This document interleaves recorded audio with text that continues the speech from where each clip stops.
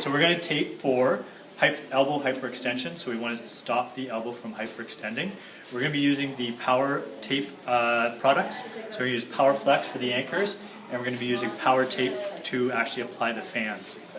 So we're going to apply an anchor just proximal from the biceps.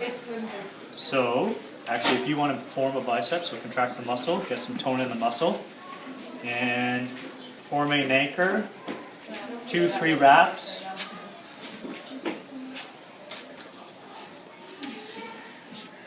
And then just distal to the bulk of the forearm muscles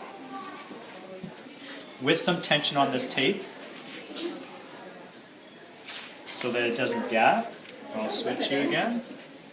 There we go. And then we're going to form a fan. So I'll form the fan on him. Normally you can form this on a table.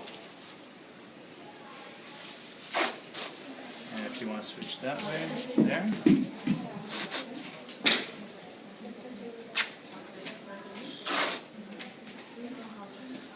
So between 3 to 5 strips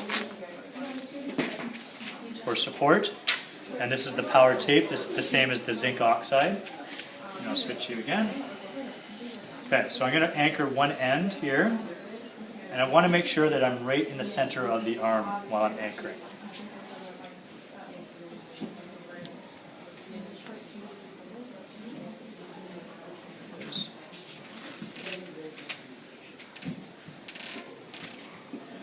I can do my fold back technique too. This tape sticks to itself, so no matter where you apply it, as long as it's applied to other Power Tape products, it will stick to it. Switch you again just for a second. And just relax your arm. I want to see how much restriction I want, so bring it into some flexion there. I'll hold that down, and then you go ahead and take it into, and now I'm stopping some hyperextension. So that's what I want for this technique. How much varies on the person and how much restriction they need. So I'm going to re-anchor this again.